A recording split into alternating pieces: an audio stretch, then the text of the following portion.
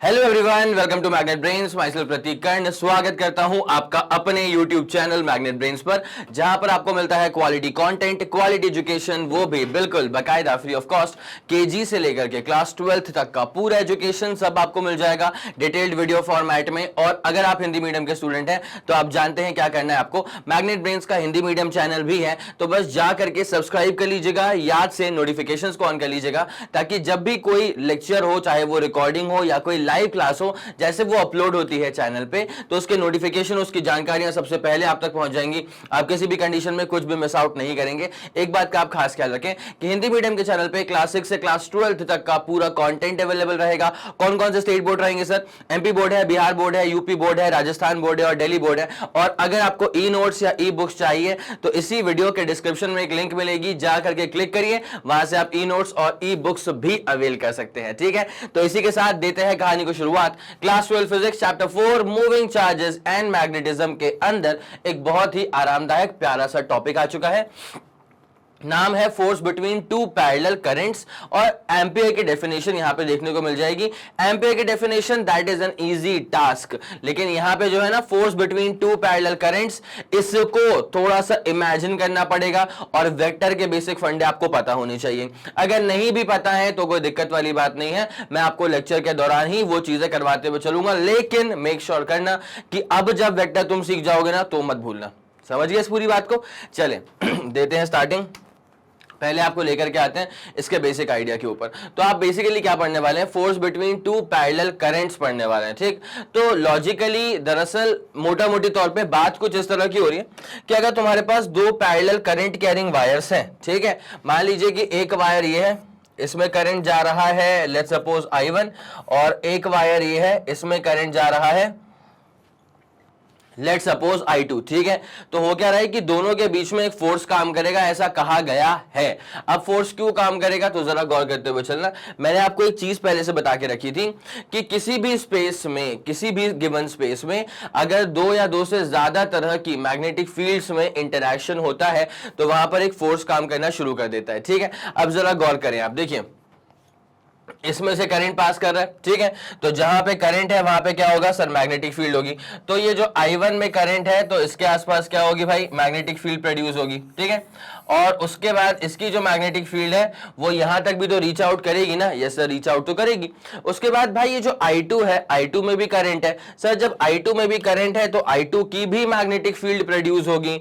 जब I2 में current है तो I2 की भी मैग्नेटिक फील्ड प्रोड्यूस होगी, और जब I2 की मैग्नेटिक फील्ड प्रोड्यूस होगी तो इसमें भी अब देख क्या हो रहा है, ये एक स्पेस ऐसा बन रहा है यहां पे जहां पे I1 के द्वारा जो मैग्नेटिक फील्ड प्रोड्यूस हुई है और I2 के द्वारा जो मैग्नेटिक फील्ड प्रोड्यूस हुई है, दोनों में होगा इंटरैक्शन। ठीक है, इस वाले स्पेस में क्या हो रहा है कि दोनों ही तरह के मैग्नेटिक फील्ड्स में आपस में क्या हो रहा है? इंटरैक्शन हो रहा है। और जब भी दो या दो से ज्यादा तरह के मैग्नेटिक फील्ड्स में इंटरैक्शन होता है तो उस पर्टिकुलर स्पेस में तगड़ा फोर्स काम करता है। ठीक है, तो यहां पे अगर कोई कहता है कि क्या दो पैरेलल करंट्स के बीच में फोर्स काम करेगा, तो जी बिल्कुल काम करेगा। बिकॉज फोर्स कब काम करता है? जब दो या दो से ज्यादा तरह की मैग्नेटिक फील्ड्स में आपस में इंटरैक्शन होता है। ठीक है, ये वाला फंडा क्लियर है? ये कोई आज फर्स्ट टाइम नहीं बता रहा हूं बेटा, जब मैंने लॉरेंस फोर्स वगैरह पढ़ाया था ना या उसी के आसपास के लेक्चर में, प्लीज चेक द प्लेलिस्ट, तो मैं इस बारे में डिस्कशन कर चुका था आपसे ना। बहुत ही प्यारा डिस्कशन था, जैसे कि मेरे को याद आ रहा है। अब जरा ध्यान देंगे तो क्या लिखा हुआ है बेसिक आइडिया के तौर पे कि when a current carrying conductor is placed in an external magnetic field. ठीक है भाई, जैसे मैं बोलता हूं कि I2 पे फोर्स काम करेगा क्या? क्या बोला मैंने? I2 पे फोर्स काम करेगा क्या? तो भाई फिर जो I1 वाला अपनी मैग्नेटिक फील्ड प्रोड्यूस कर रहा है वो I2 के लिए एक्सटर्नल हो गया, बाहरी हो गया। ठीक है, बाहर वाला हो गया। और जब मैं I1 वाले इस वाले कंडक्टर पे फोर्स की बात करूंगा तो जो मैग्नेटिक फील्ड ये I2 वाले ने प्रोड्यूस करी दैट इज B2, ये हो जाएगी एक्सटर्नल मैग्नेटिक फील्ड। समझ गए?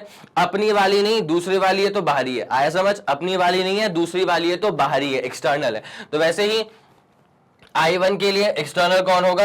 I2 के द्वारा प्रोड्यूस हुई मैग्नेटिक फील्ड। और I2 के लिए एक्सटर्नल कौन होगा? सर I1 के द्वारा प्रोड्यूस की गई magnetic field. It is as simple as that. ठीक है, बढ़िया सर। तो when a current carrying conductor, आप जानते हैं इसको मैं CCC बोलता हूं। क्या बोलता हूं, सीसीसी। तो when a current carrying conductor is placed in external magnetic field then there is interaction between two magnetic fields. जब एक करंट कैरिंग कंडक्टर को एक्सटर्नल मैग्नेटिक फील्ड में रख दिया है तो इन दोनों के बीच में इंटरैक्शन होता है, ठीक है। अब सर दो फील्ड कहां से आ गई, तो पहली तो इस करंट कैरिंग कंडक्टर ने जो मैग्नेटिक फील्ड प्रोड्यूस करी है, ठीक है, और दूसरी एक्सटर्नल मैग्नेटिक फील्ड पहले से प्रेजेंट थी, इन दोनों में इंटरैक्शन होगा तो फिर वहां पर एक फोर्स काम करना शुरू कर देगा। It is as simple as that. इत्मीनान से ये वाली बात समझ में आ गई, कोई दिक्कत नहीं है, ठीक है सर।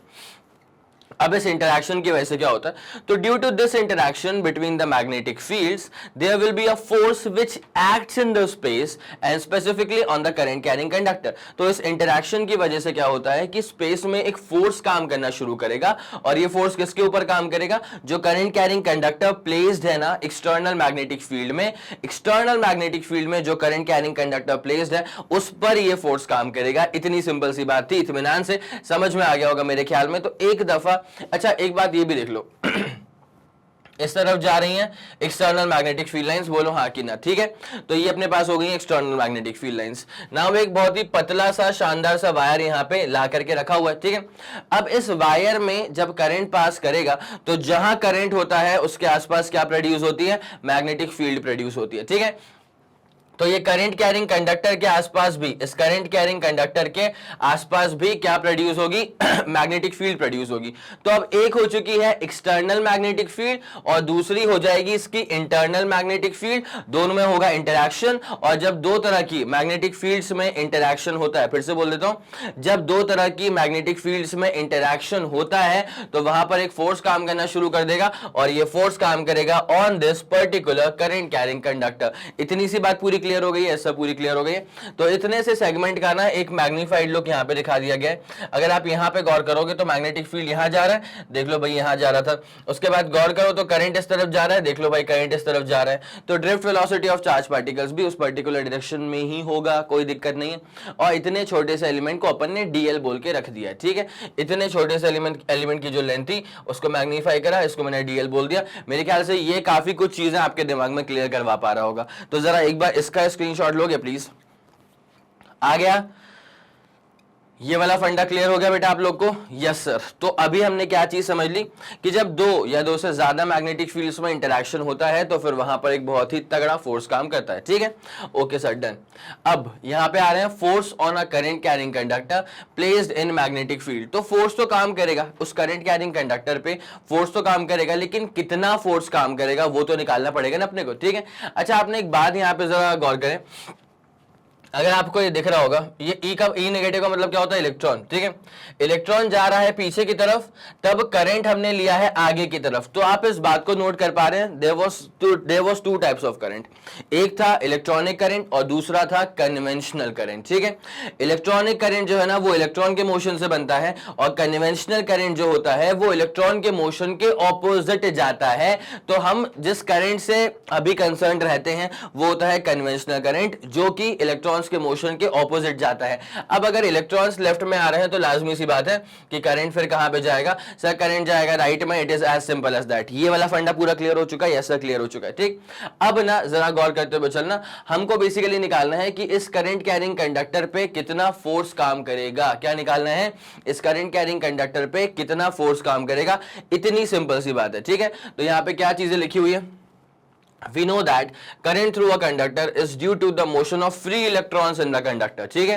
किसी भी कंडक्टर में जो करंट होता है ना वो बेसिकली कैसे आता है, चार्जेस के फ्लो से आता है। और जब चार्जेस की बात की जाएगी तो आप पॉजिटिव मतलब प्रोटॉन्स की बात मत करिएगा, क्योंकि वो तो न्यूक्लियस के अंदर होते हैं, वो फ्री टू मूव नहीं है।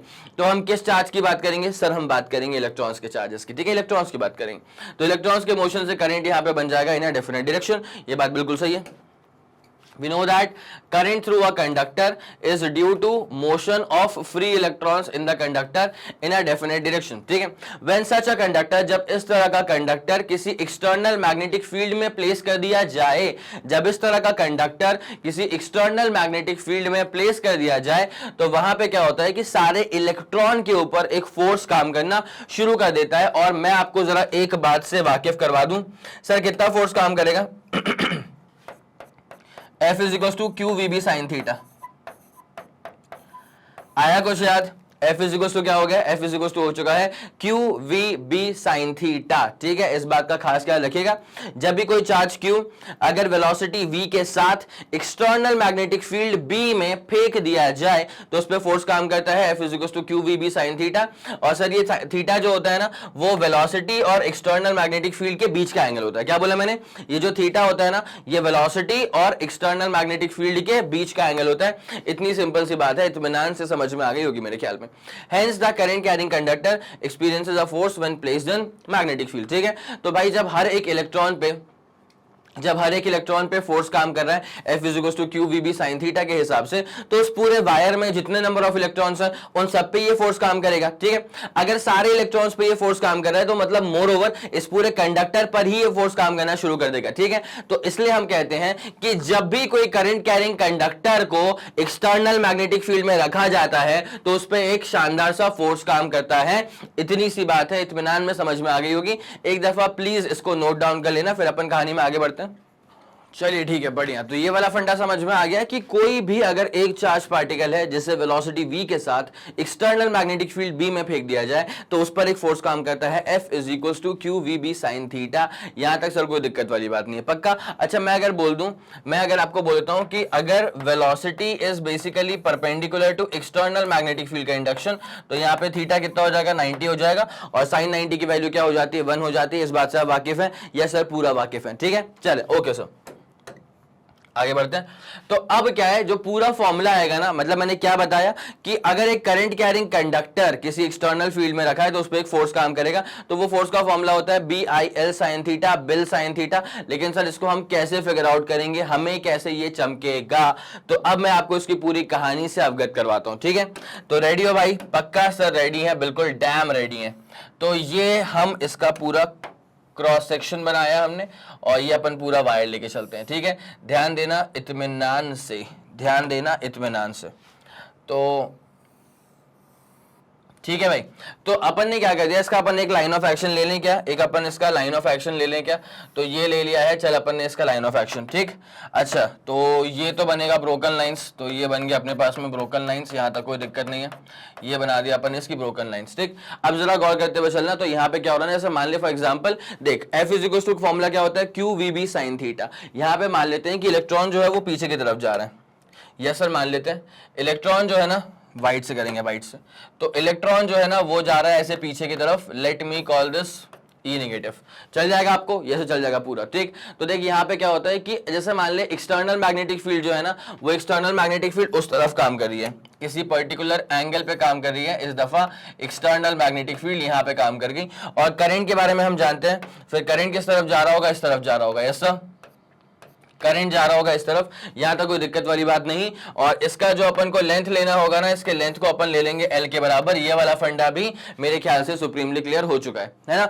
अब क्या होता है कि यहां पर ये जो एंगल बन रहा होगा, let me call this angle S theta, इतना चल जाएगा आप लोग को? यस सर, बिल्कुल चल जाएगा, कोई दिक्कत वाली बात नहीं। चलें आगे बढ़ते हैं। अब जरा गौर करते हुए चलना, अगर मैं आपसे बोलता हूं कि what is the force on one electron, तो देख भाई, पहली बात तो क्या है कि इसका जो एरिया ऑफ क्रॉस सेक्शन है वो अपन A के बराबर ले लेते हैं। इसका जो एरिया ऑफ क्रॉस सेक्शन है वो अपन A के बराबर ले लेते हैं। अब मैं निकालता हूं what is the force on one electron, तो फोर्स ऑन वन इलेक्ट्रॉन, अगर आपको एक इलेक्ट्रॉन के ऊपर फोर्स निकालना होगा तो इस वाले फोर्स को अपन छोटा वाला F बोल दें। यस सर, छोटा वाला F बोल सकते हैं। तो भाई छोटा वाला F क्या हो जाएगा, यहां से अपन जानते हैं q v B sine theta होता है छोटा वाला फोर्स। ठीक है, तो भाई मतलब एक इलेक्ट्रॉन पे काम करने वाला फोर्स। तो भाई चार्ज किसका लेंगे अपन, सर चार्ज इलेक्ट्रॉन का लेंगे, कोई दिक्कत नहीं है। उसके बाद वी बी साइन थीटा करेंगे। तो भाई जब एक बार चार्जेस मोशन में आ चुके हैं, करंट डेवलप हो चुका है, तो जो वेलोसिटी होती है वो कोई ऐसी वैसी वेलोसिटी नहीं होती है, उसे कहा जाता है ड्रिफ्ट वेलोसिटी। क्या कहा जाता है, ड्रिफ्ट वेलोसिटी। ठीक है, तो ये अपने पास क्या हो जाएगा, ड्रिफ्ट वेलोसिटी। फिर उसके बाद क्रॉस करना पड़ेगा मैग्नेटिक फील्ड, और फिर क्या हो जाएगा, साइन थीटा। सही है सर, ये आ गया है हमारे पास क्या, this is the force acting on one electron. ठीक, यस सर, ये वाला फंडा क्लियर है, this is the force acting on one electron. अब अपन जरा देखते हैं एक छोटी सी बात को कि यहाँ पे कितने नंबर ऑफ टोटल इलेक्ट्रॉन्स हो सकते हैं। तो हम एक काम करते हैं, छोटा वाला n जो है ना उसको अपन बोल देते हैं कि ये है number of electrons per unit volume. छोटा वाला n इसका मतलब क्या हो जाएगा, number of electrons per unit volume.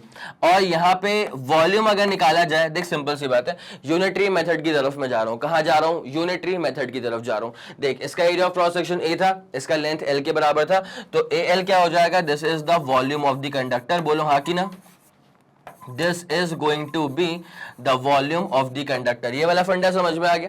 Step wise देखो दिखा रहा हूं, इलेक्ट्रॉन यहां गया, करंट यहां चला गया, एक्सटर्नल मैग्नेटिक फील्ड है ये, ठीक है। ये जो B है ना, this is absolutely the external magnetic field का इंडक्शन। ये मत सोचना कि इस करंट कैरिंग वायर की वजह से ये मैग्नेटिक फील्ड आई है, ना ना ना ना ना, ये है तुम्हारे पास पहले से ही कोई होगा सोर्स जिसने प्रोड्यूस कर दी होगी ऐसे तरह की मैग्नेटिक फील्ड, ठीक है। तो यहाँ पे क्या था, एक इलेक्ट्रॉन पे कितना फोर्स काम करेगा सर, जो हमको फॉर्मूला पता है हमने वो अप्लाई कर दिया, q v B sine theta. Q किसका लेंगे, चार्ज ऑफ इलेक्ट्रॉन, तो ई लिख दिया। वेलोसिटी कौन सी होगी सर, ऐसी वैसी वेलोसिटी नहीं होगी, इसे कहा जाएगा ड्रिफ्ट वेलोसिटी, तो मैंने वीडी लिख दिया। क्रॉस बी क्या होगा, एक्सटर्नल मैग्नेटिक फील्ड, इतनी सी बात है। अब एन, छोटा वाला एन क्या है, number of electrons per unit volume. इसका वॉल्यूम क्या होगा, A इंटू एल हो जाएगा। तो यहाँ पे जो बड़ा वाला एन है ना, इसको मैं बोलूंगा टोटल नंबर ऑफ इलेक्ट्रॉन्स। जो बड़ा वाला एन है ना, इसको मैं बोलूंगा टोटल नंबर ऑफ इलेक्ट्रॉन्स। बड़े वाले एन को मैं बोलूंगा टोटल नंबर ऑफ इलेक्ट्रॉन्स। यहां तक का फंडा पूरा क्लियर है, यस सर, यहां तक का फंडा पूरा क्लियर है। अब जरा गौर करते हुए चलते हैं। तो now F is the force on all the electrons. और अपन रफली एक बात मान लेते हैं कि सारे के सारे इलेक्ट्रॉन्स पे जो फोर्स काम कर रहा है, इसका मतलब पूरे कंडक्टर पे वो फोर्स काम कर रहा है। रफली अपन ने क्या मान लिया कि सारे के सारे इलेक्ट्रॉन्स पे जो फोर्स काम कर रहा है वही कंडक्टर पे फोर्स काम करने वाला हो गया, ठीक है, कोई दिक्कत तो नहीं है। तो F is the force on all the electrons, that is force on the current carrying conductor. भाई सबको पता ही है मेरे ख्याल से, सी का मतलब क्या होता है, करंट कैरिंग कंडक्टर। कोई दिक्कत तो नहीं हो रही है, पक्का फंडा पूरा क्लियर है, यस। तो F इज इक्वल टू ये आ गया force on all the electrons. भाई कैसे निकालोगे इसको, टोटल फोर्स अगर आपको निकालना है तो कैसे निकालोगे, बाय यूनिटरी मेथड। एक इलेक्ट्रॉन पे कितना फोर्स काम करा, छोटा वाला F। अपने पास टोटल कितने नंबर ऑफ इलेक्ट्रॉन्स थे, बड़ा वाला N। कोई दिक्कत तो नहीं है, यस सर कोई दिक्कत नहीं है। अब तुम जानते हो टोटल नंबर ऑफ इलेक्ट्रॉन्स निकालने के लिए क्या करना पड़ेगा, यूनिटरी मेथड। अगर टोटल नंबर ऑफ इलेक्ट्रॉन्स निकालना है तो number of electrons per unit volume into conductor का वॉल्यूम, मतलब A इंटू एल हो जाएगा, NaL नल हो जाएगा, ठीक है। तो total force is equals to, भाई साहब एक पे कितना फोर्स काम कर रहा है, EVDB sine theta, EVDB E, ये VDB साइन थीटा। अब जरा ध्यान देना, ये जो बड़ा वाला n था ना उसको अपन कैसे खोल सकते हैं, वहां पे लिखा हुआ है, ठीक है, number of electrons per unit volume into volume of the conductor. तो F को जब मैं यहां से खोलूंगा ना बेटा, क्या बन जाएगा, जरा मैं इसको एक बार जमा करके लिख लूं, NaLe नाली आ जाएगा, नाली, NaLe नाली आ जाएगा। लेकिन मैं अगर चाहूं ना इसमें तो मैं एक खेल और कर सकता हूं, NeAVD, इसको जरा मैंने साथ में लिख दिया, NeAVD, ठीक है, NeAVD को मैंने साथ में लिख दिया। उसके बाद B आ जाएगा, फिर L आ जाएगा, फिर आ जाएगा साइन थीटा। सर इससे क्या काम हो गया, इससे आपका क्या फायदा हो गया, भाई जल्दी तुम मुझे कमेंट सेक्शन में बताओ कि NeAVD क्या होता है। भाई बहुत फेमस है, कितने बार पढ़ाया है, कितने क्वेश्चंस करवाए हैं लेक्चर्स में, और मैंने कहा था इसको याद कर लेना नावेद से, NeAVD नावेद, ठीक है। अब मुझे बताओ क्या होता है नावेद, बता दिया क्या कमेंट सेक्शन में, असली नाम के साथ बता देना कमेंट सेक्शन में। भाई साहब NeAVD नावेद मतलब होता है करंट। क्या होता है सर, करंट। तो हम निकाल चुके हैं relation between current and drift velocity. तो I इज इक्वल टू क्या आता है सर, NeAVD नावेद आता है। तो I हो जाएगा, B हो जाएगा, L हो जाएगा, साइन थीटा हो जाएगा। तो आप इसको ऐसे भी लिख सकते हो, मेरी बात सुनना अच्छे से। भाई एक बात सुनना, current is basically scalar quantity, direction नहीं और triangle law of vector addition को फॉलो नहीं करता है, ठीक है। तो current is purely scalar quantity, लेकिन मैग्नेटिक फील्ड का induction is a vector quantity. और लेंथ को हमने बायट-सावर्ट लॉ के अंदर ही ट्रीट करना शुरू कर दिया था एज अ वेक्टर क्वांटिटी। याद अगर नहीं आ रहा है तो let me help you with one thing, bite-Savart law का जो वीडियो होगा वो जरा देख लेना, वहां पे एक टर्म आया था आई डॉट डीएल, ठीक है, जिसे क्या कहा गया था, जिसे कहा गया था करंट एलिमेंट। उसमें DL was basically a vector quantity और डीएल का डायरेक्शन क्या था, जिस तरफ कन्वेंशनल करंट था उस तरफ डीएल का डायरेक्शन था, ठीक है। तो यहां पे आई को रखो बाहर, ये जो एल बी साइन थीटा लिखा है ना, क्या लिखा है, B L sine theta, L B sine theta. तो मैं इसको देखो, मैं इसको पहले ऐसे लिख रहा हूं एल बी साइन थीटा, और उसके बाद अब मैं इसका लिखता हूं final formula F is equals to, भाई आई को रखेंगे बाहर, ये अपने पास आ गया है बिल साइन थीटा, अगर आप पढ़ पा रहे हैं इसको तो F is equals to B I L B I L sine theta. और वही चीज यहां पे आप लोग के सामने लिखी हुई थी कि भाई कोई भी करंट कैरिंग कंडक्टर जिसमें करंट आई के बराबर है और उसका लेंथ एल के बराबर है, अगर उसे किसी एक्सटर्नल मैग्नेटिक फील्ड बी में रख दिया गया तो उस करंट कैरिंग कंडक्टर के ऊपर एक फोर्स काम करेगा, और उस फोर्स का फॉर्मूला क्या हो जाएगा sir, B I L sine theta B I L sine theta. इतनी शानदार सी बात है, इत्मीनान से समझ में आ गई होगी। अच्छा, इसको लिखा कैसे गया, आई एल क्रॉस बी, कैसे लिखा गया आई एल क्रॉस बी, क्यों करा सर, देखो अगर आप लोगों ने वेक्टर्स का क्रॉस प्रोडक्ट पढ़ के रखा हुआ है तो आप समझ जाएंगे, अगर नहीं पढ़ा है तो क्लास 11th की प्लेलिस्ट में जाकर के देख लेना, छोटा सा वीडियो था, वहां मैंने डॉट मल्टीप्लिकेशन क्रॉस मल्टीप्लिकेशन सब करवा करके रख दिया है। समझ गए इस पूरी बात को, बस लास्ट स्टेप है यहां पे। तो आई को अपन ने रखा बाहर, अब जो एल बी साइन थीटा है इसको अपन इत्मीनान से एल क्रॉस बी कर सकते हैं, एल बी साइन थीटा को अपन इत्मीनान से एल क्रॉस बी कर सकते हैं। बताएं ये वाला फंडा समझ में आ गया क्या, यहां तक कोई दिक्कत तो नहीं आ रही है, ये वाला फंडा समझ में आ गया। तो फोर्स का फॉर्मूला क्या हो जाएगा, आई एल क्रॉस बी या फिर बिल साइन थीटा, जो भी आपको सटीक लगे, जो भी आपको शानदार लगे, ठीक है। ओके, ये हो गया हमारे पास फॉर्मूला, डेरिवेशन हो चुका है पूरा डन। अब मैं ना इस सब की डायरेक्शन जो है ना वो निकालना सिखा दूंगा। सबसे ज्यादा इंपॉर्टेंट चीज होती है कि फोर्स की डायरेक्शन आपके दिमाग में बैठ जाए, अदरवाइज कहानी जमती नहीं है। तो एक काम करें, पहले आप इसका स्क्रीनशॉट लेंगे, उसके बाद फिर मैं आपको एक बार इसकी जो पूरी थ्योरी है वो लिखवा देता हूं। हो गया, डेरिवेशन डन हो चुका है, यस सर डेरिवेशन इसका पूरा डन हो चुका है। अब मैं यहाँ पे इसकी सपोर्टिंग थ्योरी लिख दूं। देख क्या होता है, एक करंट कैरिंग कंडक्टर है, तो if a current carrying conductor having, current कितना है इसमें आई के बराबर, तो उसमें करंट कितना बेटा आई के बराबर का करंट है, तो हैविंग करंट ऑफ आई, एक करंट कैरिंग कंडक्टर जिसमें करंट आई जा रहा है, अगर उसको हम किसी एक्सटर्नल मैग्नेटिक फील्ड में प्लेस कर देंगे तो is placed in an external is placed in an external magnetic field। अगर किसी करंट कैरिंग कंडक्टर जिसमें करंट I है is placed in an external magnetic field B, तो उस पे क्या होता है, एक फोर्स काम करना शुरू कर देगा, ठीक है, उस पे क्या होता है, एक फोर्स काम करना शुरू कर देगा। Then a force F acts on the conductor, ठीक है, then the force F acts on the current carrying conductor, जिसका लेंथ कितना था, L के बराबर था, जिसका लेंथ कितना था, L के बराबर था, ऑफ लेंथ L, जिसका लेंथ कितना था, L के बराबर था। आया समझ में। और इस फोर्स का फॉर्मूला क्या होता है, बिल साइन थीटा, तो ये फॉर्मूला यहाँ पे साक्षात लिखा हुआ था। अब जरा ध्यान देंगे, थीटा कौन सा एंगल होता है, ये अपने पास होता है एक्सटर्नल मैग्नेटिक फील्ड और L के बीच का एंगल, ठीक है। तो यहाँ पे लिख देता हूं कि theta is angle between external magnetic field induction and length vector, ठीक है। अब यहां पे देखो एक्सटर्नल मैग्नेटिक फील्ड तो अपने को पता होगा, गिवन होगा कि कहां काम कर रहा है, लेकिन लेंथ का वेक्टर अपन कहां लेंगे, तो L इज डायरेक्टेड, लेंथ का वेक्टर अपन कहां लेंगे, तो L is directed towards the direction of conventional current, ठीक है। जिस तरफ कन्वेंशनल करंट काम करेगा, बस आखिरी लाइन है, जिस तरफ कन्वेंशनल करंट काम करेगा वहां पे डीएल का डायरेक्शन हो जाएगा, तो L is directed towards direction of conventional current, towards the direction of conventional current, हो गया towards the direction of conventional current। आई बात समझ, पक्का। चले तो जरा एक बार इसको नोट डाउन कर ले, फिर मैं आपको दिखाता हूं कि कैसे फोर्स की डायरेक्शन काम करेगी, ठीक है, क्या होगी फोर्स की डायरेक्शन। चले भाई, क्लियर हो गया पूरा फंडा। चलें तो यहां पे अपने पास फोर्स का फॉर्मूला आ चुका था, B I L sine theta, B I L sine theta, और इसकी सपोर्टिंग थ्योरी मैं पूरी की पूरी लिख चुका हूं। अब मैंने ये कहा था कि आपको बताया जाएगा कि कैसे निकालोगे तुम फोर्स का डायरेक्शन, ठीक है भाई। 2 मिनट लेना, ये जो शानदार दिल वाली इक्वेशन है, जरा इसको ध्यान में रखना कि हाँ सर आई था बाहर, उसके बाद हो गया था एल क्रॉस बी, और दो वेक्टर्स का क्रॉस मल्टीप्लिकेशन करके हमको मिलता जो है that is also a vector quantity. इतनी सिंपल सी बात थी, इत्मीनान से समझ में आ गया होगा, है ना। अब जरा ध्यान देना, ये सब अपन कर चुके थे।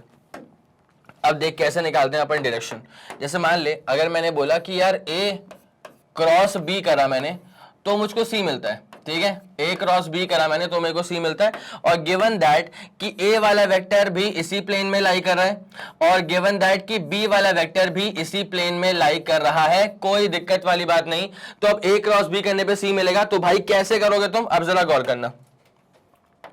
ये वाला एंगल मान लिया अपन ने थीटा के बराबर था। अब जब ए क्रॉस बी करोगे ना तो पहले हाथ कहां रखोगे तुम, पहले तुम हाथ रखोगे एकदम अमिताभ बच्चन स्टाइल में ए के डायरेक्शन में, ठीक है। तो ए पे रख दिया और क्रॉस करोगे तुम बी, ठीक है, मतलब चारों जो उंगलियां हैं उसे आप कर्ल करोगे बी के डायरेक्शन में। तो ए क्रॉस बी करने से अंगूठा कहां पे आ गया, बाहर आ गया। तो यहाँ पे सी जो है ना ये हो जाएगा आउटवर्ड्स। तो यहाँ पे मैं लिख दूं कि सी इज डायरेक्टेड आउटवर्ड्स, और कहां से आउटवर्ड्स है भाई, इस वाले प्लेन से बाहर है, ठीक है। C is directed outwards to the plane. अच्छा अगर मैं ये तुमको बोल दूं कि आप बी क्रॉस ए करना है, मैं अगर तुमको बोल दूं बी क्रॉस ए करना है, तो जब बी क्रॉस ए करोगे ना तो बी क्रॉस ए में जो अपना अंगूठा है वो कहां जा रहा है, प्लेन के अंदर जा रहा है। तो अगर मैं बोलता हूं बी क्रॉस ए करा, तो बी क्रॉस ए करने के बाद बी क्रॉस ए करने के बाद जो अंगूठा है वो इस प्लेन के अंदर जा रहा है। तो मैं लिख दूंगा कि B cross A is directed, B cross A is directed inside the plane of the plane, inside the plane, inside the plane.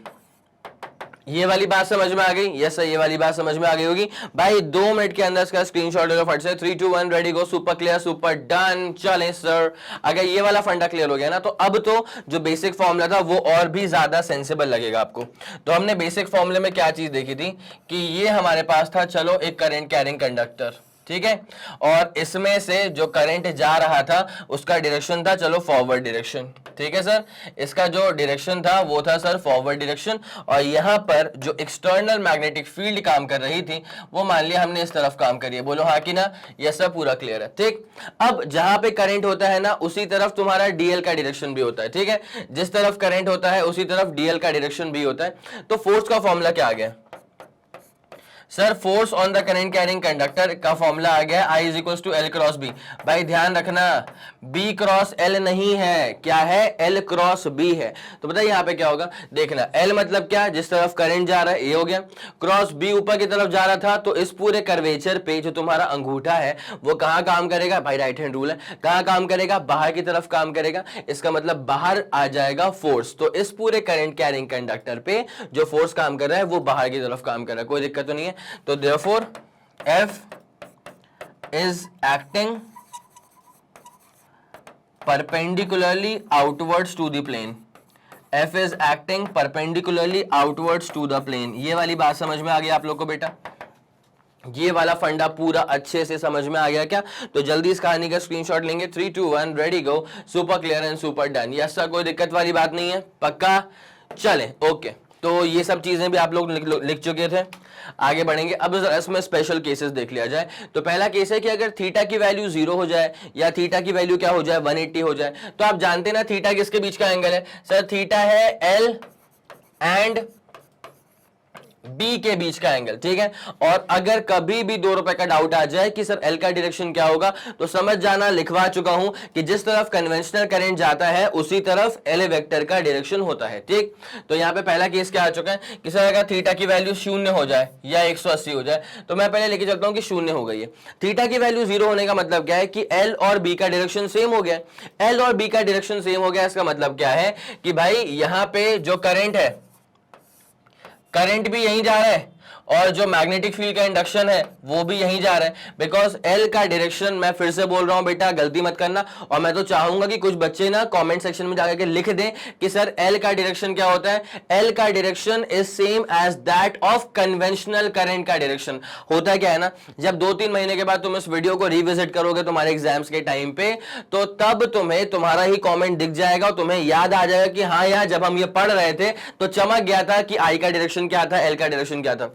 Because मैंने लास्ट टाइम भी कहा था कि जितना आप अभी कोर्स में आगे बढ़ोगे ना, उतना प्रेशर डेवलप होगा, स्कूल से डेवलप होगा प्रेशर, घर से डेवलप होगा प्रेशर, एक आध लोग और भी होते हैं जिनका नाम तुम नहीं बोलना चाहोगे, उनकी तरफ से भी होता है प्रेशर डेवलप। तो ये प्रेशर से क्या होता है कि अपन को कभी कभी लगता है कि यार अपनी सेल्फ वर्थ कम हो जाती है।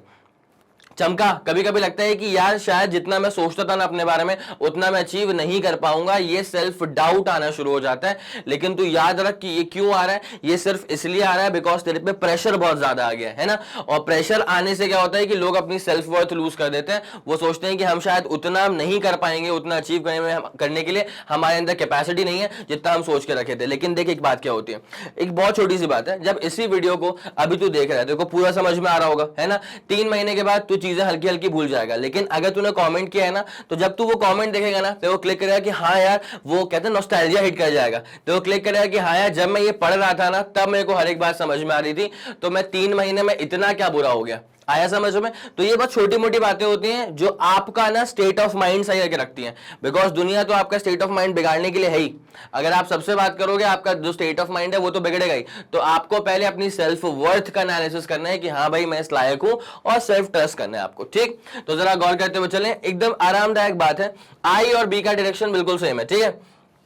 अगर आई का डायरेक्शन और बी का डायरेक्शन बिल्कुल सेम है तो एंगल कितना हो जाएगा, 0। इसके अलावा कुछ हो सकता है क्या? सर नहीं हो सकता, ठीक है।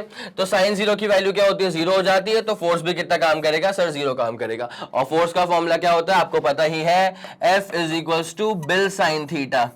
F is equal to B I L sine theta, ये वाला फोर्स का फॉर्मूला है। और आप अगर इसको पूरे प्योर वेक्टर के फॉर्म में लिखना चाहोगे तो आई एल क्रॉस बी।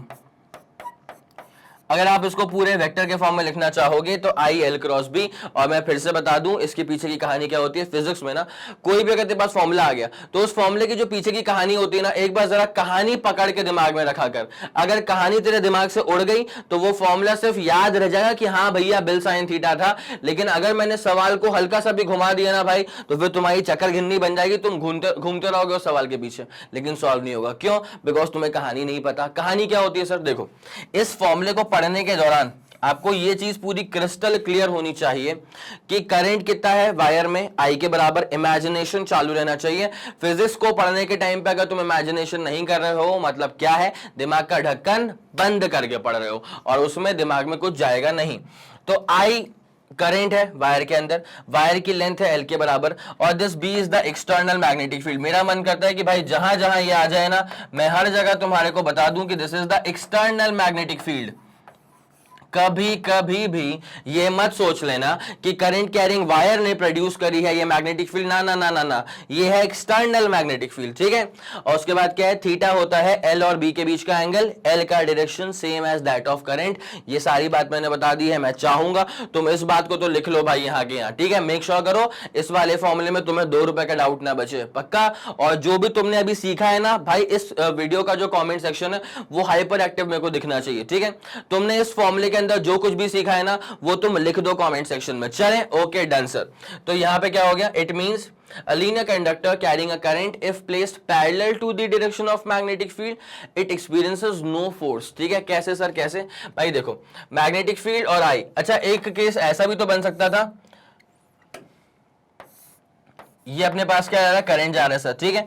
और मान ली कि मैग्नेटिक फील्ड जो है ना वो ऐसे काम कर रही है, मान ले मैग्नेटिक फील्ड ऐसे काम कर रही है, तो भाई ये दोनों कैसे हो गए, ये पैरेलल हो गए ना, मतलब करंट कैरिंग कंडक्टर और मैग्नेटिक फील्ड का इंडक्शन दोनों कैसे हो गए, पैरेलल हो गए। एंगल 0 हो गया, एंगल 0 हो गया, फोर्स 0 हो गया। इतनी आरामदायक शानदार सी बात है, इत्मीनान से समझ में आ गई होगी, बोलो हाँ कि ना। कमेंट सेक्शन में मुझे बताते हुए चलना कि पूरी बात समझ में आ रही है। यस सर आ रही है। चलें, ओके डन।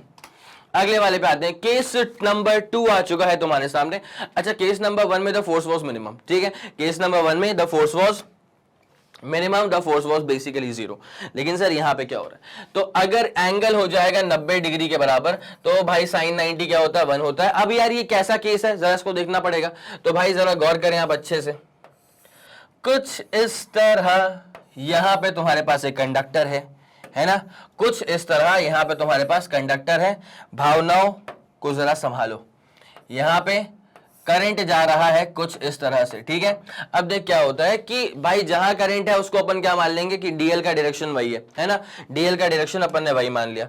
अब यहां पे क्या होता है कि जो एक्सटर्नल मैग्नेटिक फील्ड काम करेगी वो एक्सटर्नल मैग्नेटिक फील्ड काम कर रही है ऐसे करके, ठीक है। यस सर, ये वाला फंडा समझ में आ गया है ना। अब देख यहां पे क्या होता है कि ये इन दोनों के बीच में जो एंगल है, इन दोनों के बीच में जो एंगल है वो बन रहा है 90 डिग्री के बराबर।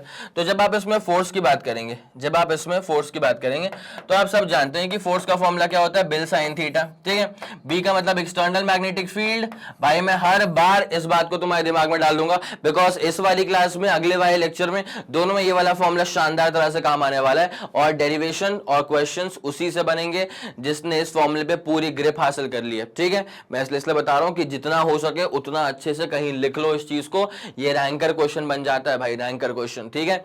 नॉर्मल सवाल हर कोई सॉल्व कर लेगा, लेकिन ये सवाल सॉल्व करने के लिए फिर चाहिए होता है वैसा इंटेंट, वैसा परसेप्शन, ठीक। चले तो बिल साइन थीटा आप जानते हैं इसको कैसे लिखते हैं। फिर फर्दर आई सर बाहर हो जाएगा और लिख दिया जाएगा एल क्रॉस बी।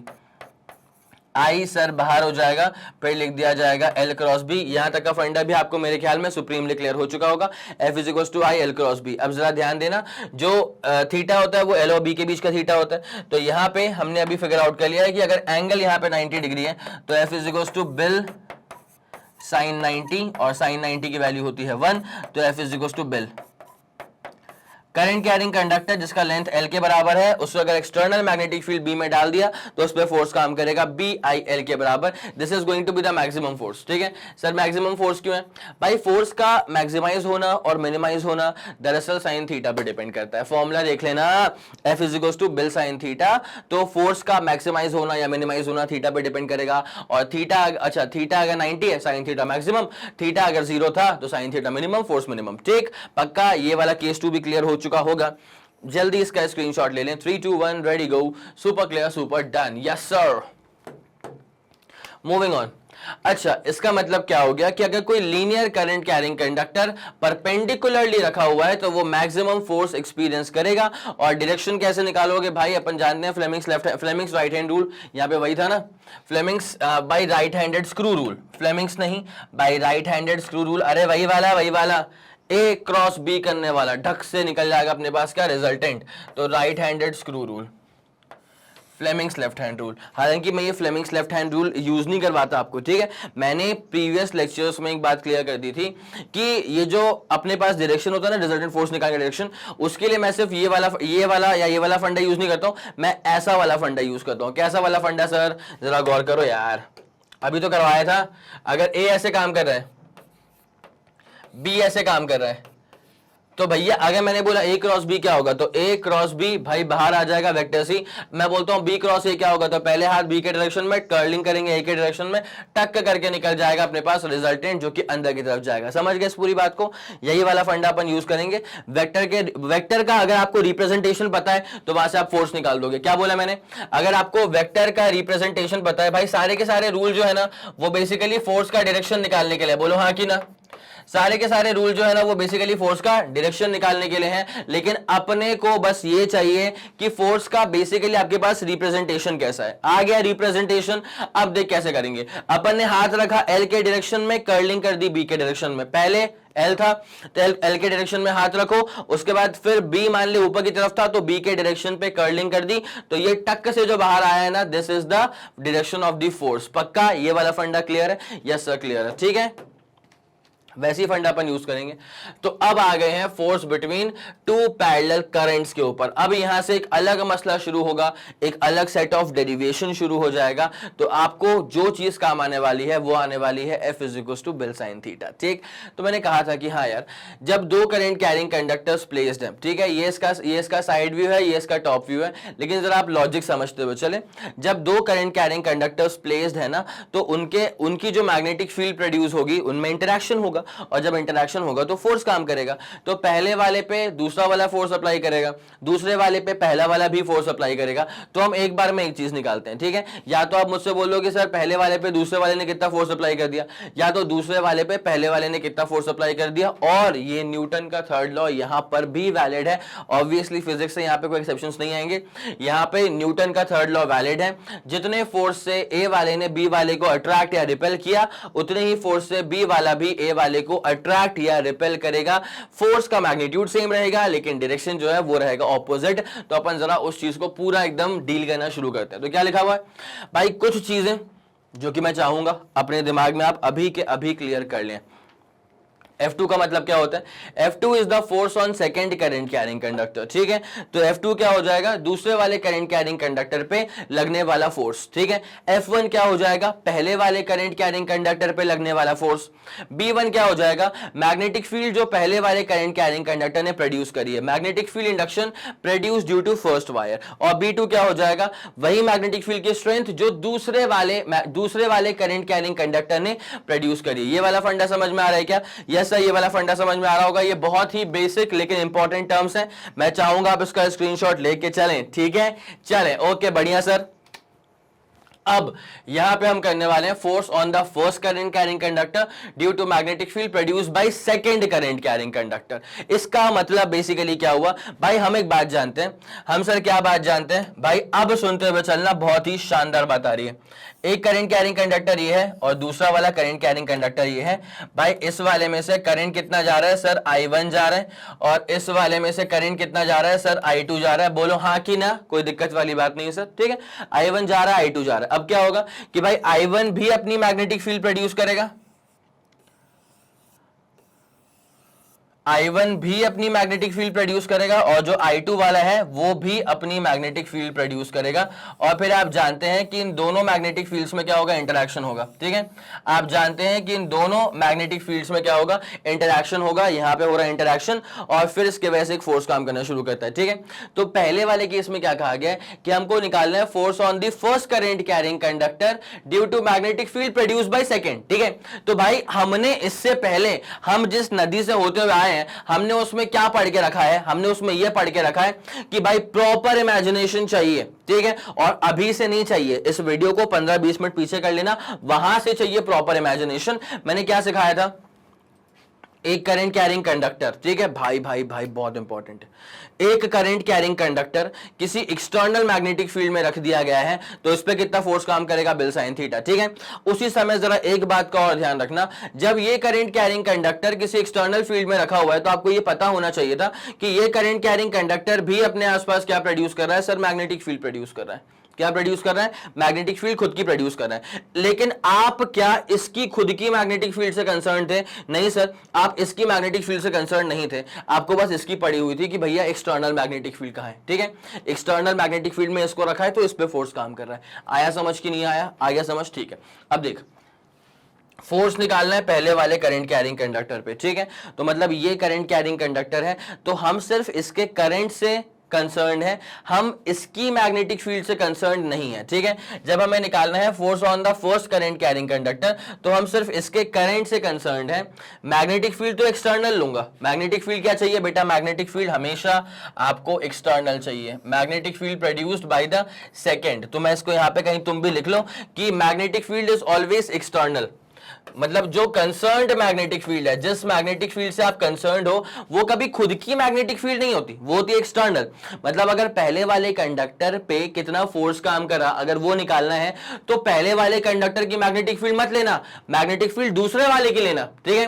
करंट खुद पहले वाले का, लेंथ खुद पहले वाले का, लेकिन मैग्नेटिक फील्ड एक्सटर्नल, ठीक है। वही मैं अगर जैसे बोल दूं कि भाई दूसरे वाले करंट कैरिंग कंडक्टर पे कितना फोर्स काम कर रहा है, सुनना, मैं अगर बोल दूं कि दूसरे वाले करंट कैरिंग कंडक्टर पे कितना फोर्स काम कर रहा है, तो करंट उसका खुद का, लेंथ उसका खुद का, लेकिन मैग्नेटिक फील्ड ये दूसरे वाले की, मतलब I1 वाले की। आया समझ कि नहीं आया? ये वाला फंडा क्लियर है? यस, ये वाला फंडा क्लियर है। तो concerned magnetic field is always external.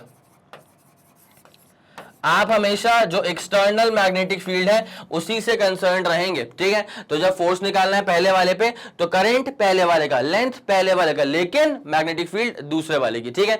जब इस पे फोर्स निकालना है तो करंट इसका खुद का, लेंथ इसका खुद का, लेकिन मैग्नेटिक फील्ड B1 वाले की। पक्का क्लियर है? तो यहां निकालना है force on the first current carrying conductor due to magnetic field produced by second, ठीक है। तो मैग्नेटिक फील्ड इसकी, तो इसकी मैग्नेटिक फील्ड मैटर नहीं करेगी।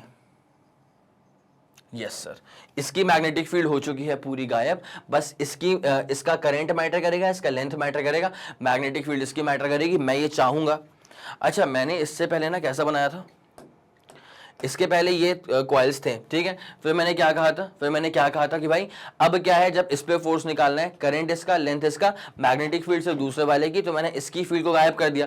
तुम पहले इसका स्क्रीनशॉट लोगे क्या, बस ये दिखाने के लिए कि इंटरेक्शन हो रहा है, ठीक है, सिर्फ ये दिखाने के लिए कि इंटरेक्शन हो रहा है। एक बार जरा तुम इसका स्क्रीनशॉट लोगे क्या? 3 2 1 रेडी गो, सुपर क्लियर, सुपर डन, हो गया बेटा। अब जरा सुनना मेरी बात, क्या कहा मैंने कि इसकी जो मैग्नेटिक फील्ड है ये मैटर नहीं करेगी। एक सेकेंड, ठीक है, मैंने क्या कहा था बेटा कि इसकी जो मैग्नेटिक फील्ड है ना ये मैटर नहीं करेगी, तो सिर्फ इसकी फील्ड मैटर करेगी। एक बार जरा इसको बना लो, फिर मैं आपको इसका प्रॉपर डायग्राम दिखाता हूं, ठीक है।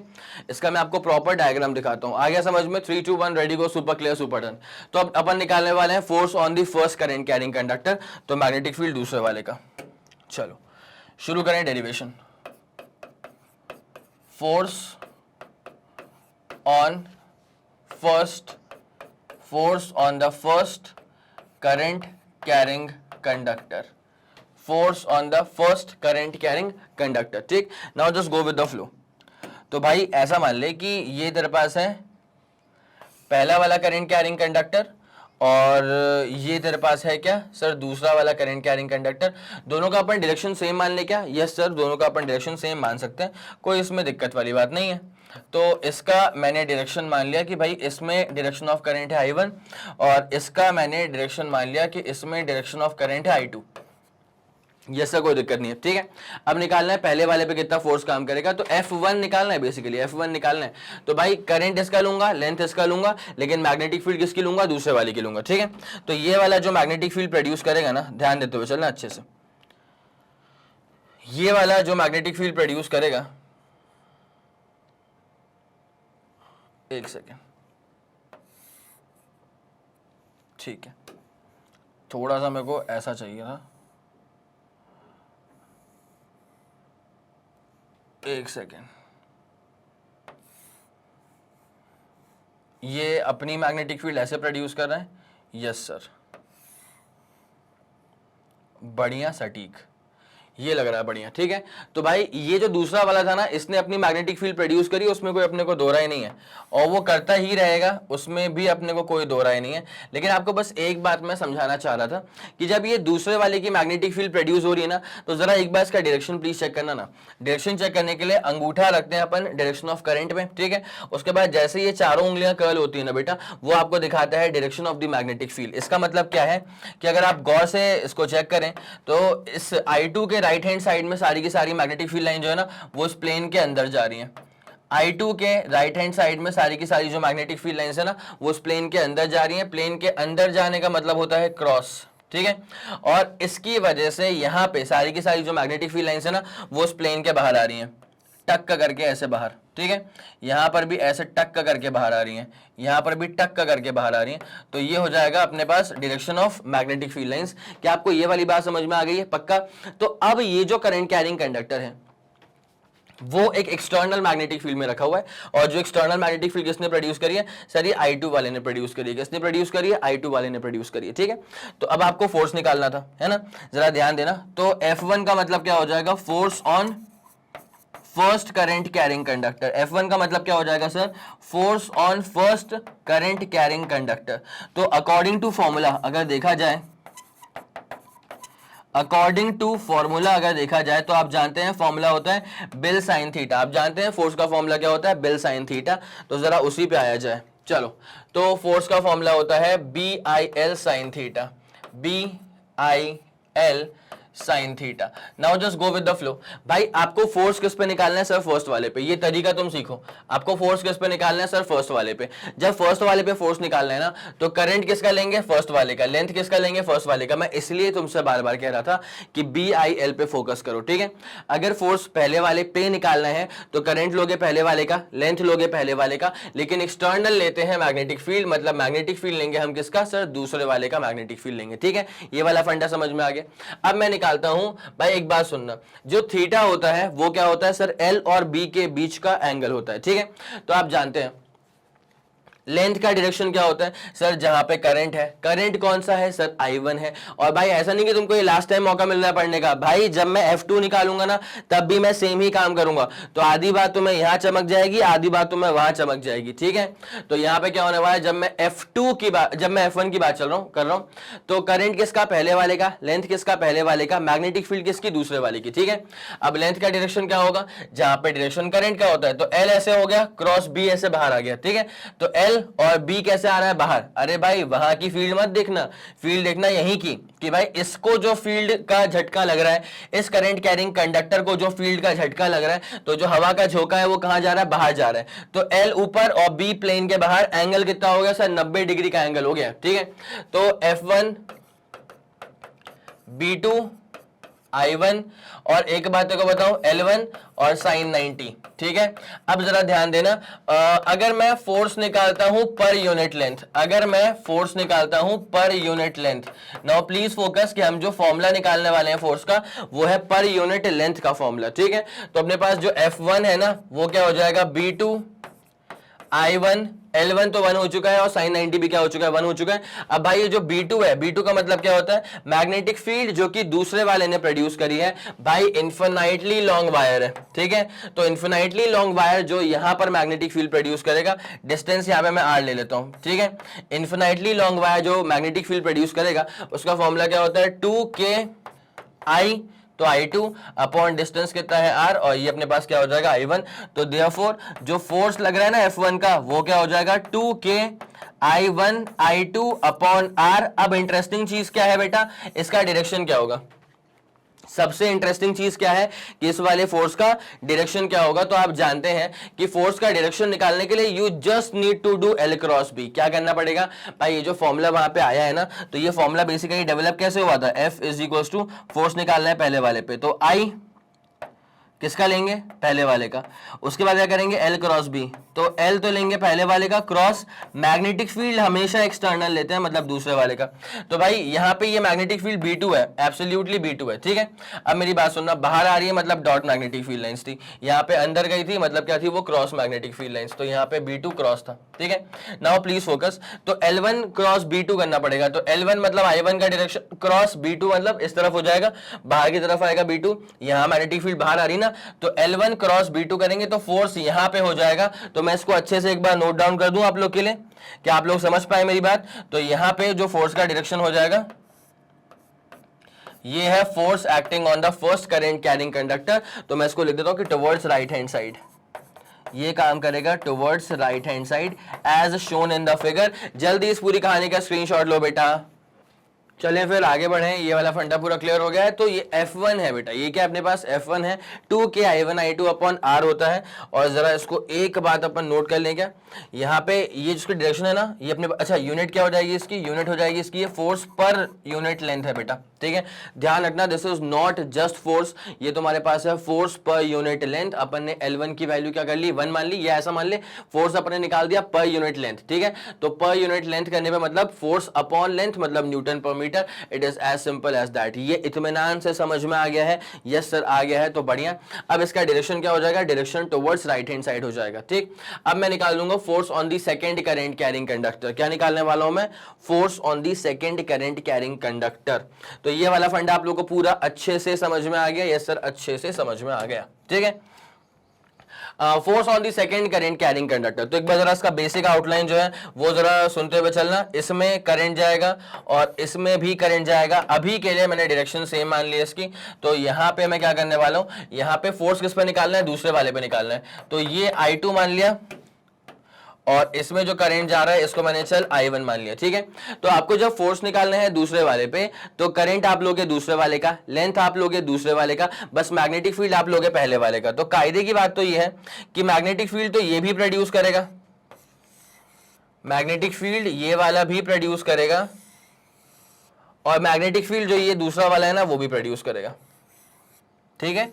मैग्नेटिक फील्ड जो दूसरा वाला है वो भी प्रोड्यूस करेगा, but the thing to take into consideration is that कि यहां पे फोर्स आपको निकालना है दूसरे वाले पे, तो मैग्नेटिक फील्ड एक्सटर्नल लेके चलनी पड़ती है। क्या लेके चलनी पड़ती है? एक्सटर्नल लेके चलनी पड़ती है। तो जब फोर्स इस पे निकालना है, करंट इसका I2, लेंथ इसका L2, लेकिन मैग्नेटिक फील्ड B1 का लेना पड़ेगा, ठीक है। तो बस ग्रीन वाली काम करेगी मैग्नेटिक फील्ड, और ये वाली मैग्नेटिक फील्ड काम नहीं करेगी। चमका, ये वाली मैग्नेटिक फील्ड होगी जरूर, लेकिन हम कंसिडर नहीं करेंगे, because we are concerned only with the external magnetic field, ठीक है। समझ गए इस पूरी बात को? यस सर, समझ गए इस पूरी बात को। तो फोर्स निकालना शुरू करते हैं, ठीक है। Yes sir. तो अब अपन करने वाले हैं force on second, force on second current carrying conductor, force on the second current carrying conductor. शुरू करें पूरी कहानी? यस सर, शुरू करी जाए पूरी कहानी, ठीक है भाई। देखो यहाँ पे क्या हो रहा है, तो अपन पहले बनाते हैं यहाँ पे दो कंडक्टर्स, पहले अपन बनाते हैं यहाँ पे दो कंडक्टर्स। ये है तुम्हारे पास में पहला वाला कंडक्टर, और ये है तुम्हारे पास में चलो दूसरा वाला कंडक्टर, ठीक है। तो जब फोर्स आपको निकालना है सेकंड वाले कंडक्टर पे, तो यहां पे क्या हो जाएगा, फोर्स निकालना सेकंड वाले पे है, तो मैग्नेटिक फील्ड लेके चलना पड़ेगा अपने को पहले वाले कंडक्टर का। इतनी सिंपल सी बात है ना। तो अपन लेते हैं ये पहले वाले की मैग्नेटिक फील्ड, करंट दिखा दूं क्या उसमें? हाँ सर बिल्कुल, I1 I2, ठीक है। फोर्स निकालना है दूसरे वाले पे है, तो मैग्नेटिक फील्ड फिर इसकी चाहिए पड़ेगी, ठीक है। मैग्नेटिक फील्ड फिर इसकी चाहिए पड़ेगी,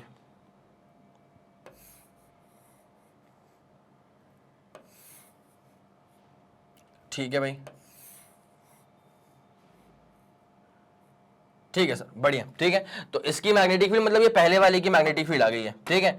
तो भाई अगर आप गौर करें ना, तो इसका डायरेक्शन क्या होगा पता है?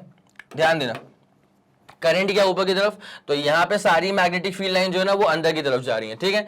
यहाँ पे सारी की सारी जो मैग्नेटिक फील्ड लाइन है वो अंदर जा रही है। तो B1 जो है इसका नेचर कैसा हो जाएगा? क्रॉस। और यहाँ से क्या है कि ये मैग्नेटिक फील्ड लाइन ऐसे बाहर आ रही है, ये वाली ऐसे बाहर आ रही है, ये वाली ऐसे बाहर आ रही है, ये वाली अंदर जा रही है, चल ये वाली भी अंदर जा रही है, चल ये वाली भी अंदर जा रही है। यहाँ तक का फंडा पूरा क्लियर है? ऐसा पूरा क्लियर है, ठीक है। तो पहले वाले की वजह से मैग्नेटिक फील्ड लाइंस अंदर जा रही है, तो हो जाएगी क्रॉस मैग्नेटिक फील्ड लाइन। क्या हो जाएगी? क्रॉस मैग्नेटिक फील्ड लाइंस, ठीक है। अब जरा गौर फरमाते हुए चलेंगे अच्छे से।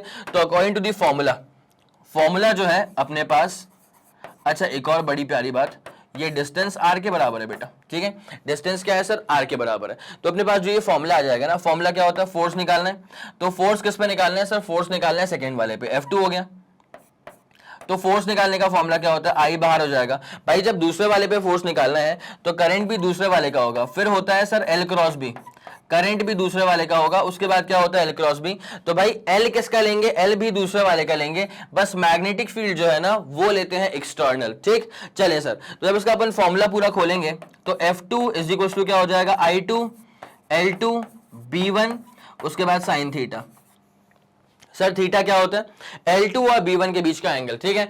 L2 मतलब क्या है? करंट का, मतलब L2 मतलब क्या? I2 का डायरेक्शन, तो ऐसा हो गया। और B1 कहां जाएगा? अंदर जाएगा। तो भाई L2 इस प्लेन में और B1 अंदर वाले प्लेन में, अंदर मतलब परपेंडिकुलर इनवर्ट्स, तो एंगल इज 90 डिग्री के बराबर, ठीक है।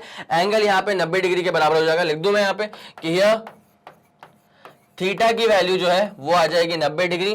तो देयरफॉर जब मैं फोर्स करूंगा ना, फोर्स निकालूंगा, तो F2 यहां से क्या हो जाएगा सर? F2 हो जाएगा I2 L2, ये हो जाएगा B1, और फिर यहाँ पे क्या हो जाएगा? साइन 90, ठीक है। क्या हो जाएगा? साइन 90। साइन 90 की वैल्यू क्या होती है सर? 1 होती है, ठीक है। साइन 90 की वैल्यू क्या होती है? 1 होती है। तो F2 is equal to I2 L2 B1 हो जाएगा।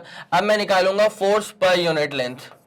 मुझे अगर निकालना है कि what is the force per unit length, इसका मतलब L2 की वैल्यू 1 मान ले या डिवाइड कर ले इसको L2 से, कोई दिक्कत नहीं, ठीक है। तो F2 I2 B1 हो जाएगा। तो I2 को लिख देना। अच्छा B1 का मतलब क्या होता है? कितनी मैग्नेटिक फील्ड प्रोड्यूस करी है पहले वाले करंट कैरिंग कंडक्टर ने। तो उसका फॉर्मूला क्या होता है सर? मैग्नेटिक फील्ड का formula due to straight wire, उसका फॉर्मूला इन्फिनाइटली लॉन्ग था ना, तो 2K I1 अपॉन नीचे क्या हो जाएगा डिस्टेंस, तो डिस्टेंस तो सर आर के बराबर ही है, तो अपने पास force on the second current carrying conductor जो है वो आ जाएगा 2k I1 I2 over are हो जाएगा। This is the formula for the force, ठीक है। अब ना इसका डायरेक्शन क्या होगा, तो जरा गौर करना, अच्छे से गौर करना भाई। तुम्हें निकालना है कितना फोर्स काम कर रहा है इसके ऊपर, ठीक है। तुम्हें निकालना है what is the force on the second current carrying conductor, मतलब F2 निकालना था। तो भाई फॉर्मूला क्या होता है, L2 क्रॉस B1, ठीक है। L2 इस तरफ क्रॉस B1 इस तरफ, तो फोर्स काम करेगा towards left hand side, force यहाँ पे काम करेगा टुवर्ड्स लेफ्ट हैंड साइड। लिख दूं मैं इस चीज को, तो this force is acting towards left hand side. इतनी सिंपल सी बात है, force is acting towards left hand side, इतनी सिंपल सी बात है। और यूनिट के बारे में कोई अगर पूछे तो एब्सोल्युटली यूनिट क्या है इसकी, यूनिट है ये basically force per unit length है, तो न्यूटन पर मीटर हो जाएगा। फोर्स पर यूनिट लेंथ था तो न्यूटन पर मीटर हो जाएगा। इतनी आरामदायक बात है, मेरे ख्याल में समझ में आ गया होगा पूरा, पक्का। तो यहाँ पे अच्छा एक तुमने इंटरेस्टिंग चीज नोट करी क्या, इस पे फोर्स काम करेगा कहाँ पे, लेफ्ट में ना। इसको मैं एक बार दिखा देता हूं ऐसे करके कि यहाँ पे जो फोर्स काम कर रहा है वो लेफ्ट में काम कर रहा है, दिस इज F2, ठीक है। यहाँ पे फोर्स काम कर रहा है लेफ्ट में। अच्छा F1 में क्या हुआ था, सुनना, यही दो सीन है, ठीक है भाई। पहले वाले पे फोर्स यहाँ राइट में काम कर रहा है, मतलब ये वाला जो पहला वाला वायर है उस पे फोर्स राइट में काम कर रहा है, और जो दूसरा वाला वायर है उसमें फोर्स लेफ्ट में काम कर रहा है। दिख गया, इस वाले पे राइट में काम कर गया और दूसरे वाले पे फोर्स कहाँ है, लेफ्ट में काम कर गया। तो ये दोनों एक दूसरे के पास पास आ रहे हैं ना, ये दोनों एक दूसरे के पास पास आ रहे हैं। तो इसका मतलब क्या हो जाएगा पता है, कि जब दो वायर्स में करंट होता है सेम डायरेक्शन में तो वो अट्रैक्ट करते हैं। इंटरेस्टिंग चीज यही है कि जब दो वायर्स में करंट फ्लो कर रहा होता है इन द सेम डायरेक्शन, तो वो दोनों वायर्स एक दूसरे को अट्रैक्ट करना शुरू कर देते हैं। ये वाला फंडा पूरा क्लियर हो गया, ठीक है सर। तो एक सबसे इंपॉर्टेंट जो कंक्लूजन आ रहा है, ठीक है, सबसे इंपॉर्टेंट जो कंक्लूजन आ रहा है, मैं एक बार जरा उसको लिख दूं, ठीक है। कंक्लूजन, सर कंक्लूजन में सबसे पहले तो अपने पास ये आ गया कि जितना फोर्स पहले वाले पे काम कर रहा है उतना ही फोर्स दूसरे वाले पे काम कर रहा है, जितना फोर्स पहले वाला का है उतना ही फोर्स दूसरे वाले का है, but they are basically acting in the opposite direction, but both the forces are basically acting in the opposite direction. जैसे आप देख सकते हैं दूसरे वाले पे फोर्स कहाँ काम कर रहा है, टुवर्ड्स लेफ्ट हैंड साइड, ठीक है, और जो पहला वाला है उस पे फोर्स कहाँ काम कर रहा है, टुवर्ड्स राइट हैंड साइड। तो दोनों का डायरेक्शन बिल्कुल ऑपोजिट है, बट दोनों का फोर्स की जो वैल्यू है वो एग्जैक्टली सेम है। कितना फोर्स काम कर रहा है पहले वाले पे, sir 2k I1 I2 upon are, और कितना फोर्स काम कर रहा है दूसरे वाले पे, sir 2k I1 I2 upon are. ये इतनी प्यारी सी बात थी, ये वाली बात समझ में आ गई, ठीक है। तो एक तो ये वाली चीज हो गई, तो मतलब Newton third law is followed here, ठीक है। तो देयरफॉर न्यूटन का जो तीसरा लॉ है, for every action there is an equal and opposite reaction, ठीक है। तो Newton's third law is followed, Newton's third law is followed for every action there is an equal and opposite reaction. दूसरा जो conclusion है वो जरा ध्यान रखना कि ये जो फॉर्मूला आप निकाल रहे हैं ना F1 का और F2 का, दोनों ही वेक्टर्स का जो आप मॉड्यूलस निकाल रहे हैं, दोनों ही वेक्टर्स का जो आप मॉड्यूलस निकाल रहे हैं, इसका फॉर्मूला इवेंचुअली क्या आ रहा है, इसका फॉर्मूला आ रहा है 2k I1 I2 by r। इसका फॉर्मूला इवेंचुअली क्या आ रहा है, 2k I1 I2 by r।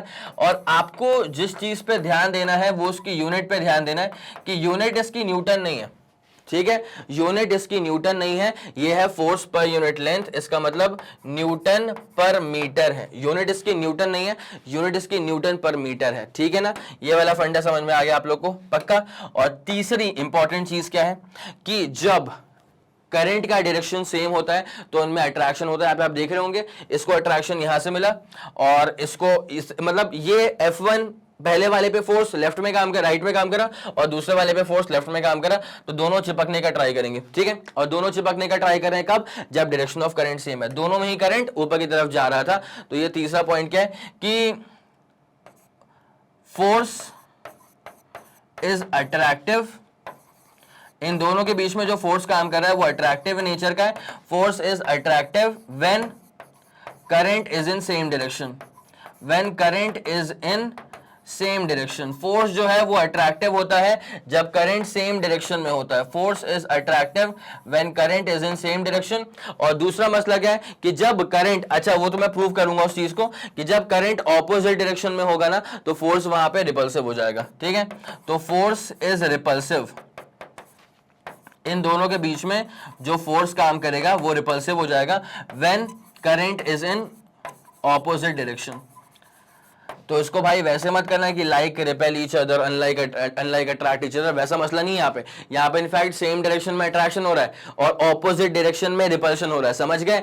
तो force is repulsive when current is in opposite direction, force is repulsive when current is in opposite direction। इतनी आरामदायक बात है, मेरे ख्याल में समझ में भी आ गई होगी। तो कंक्लूजन को लिखने से पहले ऑब्वियसली तुम्हें इसका डेरिवेशन का स्क्रीनशॉट लेना होगा कि सर कितना फोर्स काम कर गया दूसरे वाले करंट कैरिंग कंडक्टर पे। हो गया बेटा, चलें सर अब इसका लेंगे आप स्क्रीनशॉट, जो पूरा आपके पास कंक्लूजन करवा दिया गया है, ठीक है ना। ये आपका हो चुका है पूरा कंक्लूजन। यस सर, क्लियर है, ओके। तो इंपॉर्टेंट पॉइंट्स क्या है कि two linear parallel conductors carrying current in the same direction attract each other. तो two linear parallel current carrying, ये तो मैंने प्रूव करवा दिया है, ये तो अपन ने बकायदा प्रूव कर लिया, ठीक है। अब जरा यहां देख लें कि two linear parallel current carrying conductors in the opposite direction they repel each other, ठीक है। Would they repel each other? तो जरा गौर करें अच्छे से, देखें पहला करंट कैरिंग कंडक्टर, दूसरा current carrying conductor, they are having current in the opposite direction. मतलब इस वाले में चल करंट अपन ने मान लिया ऊपर जा रहा है और इस वाले में चल हमने मान लिया कि करंट जो है वो नीचे की तरफ जा रहा है। पक्का चलेगा आप लोग को इतना? तो पहले अपन निकालते हैं कि what is the force on दी दूसरा वाला वायर, ठीक है। तो जब दूसरे वाले वायर का अपन को करंट निकालना है तो मैग्नेटिक फील्ड लेना पड़ेगा फिर पहले वाले वायर का ही, मैग्नेटिक फील्ड लेना पड़ेगा फिर अपने को पहले वाले वायर का ही। तो ये हमने लिया है चल मैग्नेटिक फील्ड पहले वाले वायर का। यह सर कोई दिक्कत वाली बात नहीं है। अब इस पे जब फोर्स निकालना है तो आप जानते हैं क्या करना पड़ेगा, एल क्रॉस बी करना पड़ेगा। क्या करना पड़ेगा सर? एल क्रॉस बी करना पड़ेगा, ठीक है भाई। ये जो मैग्नेटिक फील्ड है वो तो पहले वाले की लोगे, तो पहले वाले की जो करंट है वो ऊपर की तरफ थी, तो इसकी मैग्नेटिक फील्ड अंदर जाएगी, बोलो हाँ कि ना। यस सर, इसकी मैग्नेटिक फील्ड अंदर जाएगी। तो यहां पे मैग्नेटिक फील्ड अंदर है तो B1 है क्रॉस नेचर का, ठीक है पक्का। तो B1 कैसा हो गया, देखो इसकी फील्ड यहां पे अंदर जाएगी तो B1 का नेचर क्रॉस हो गया। अब भाई तुम L2 लोगे ना, और L2 का डायरेक्शन क्या होता है, जहां करंट जा रहा है, ठीक है। तो L2 क्रॉस करोगे B2, आया समझ की नहीं आया?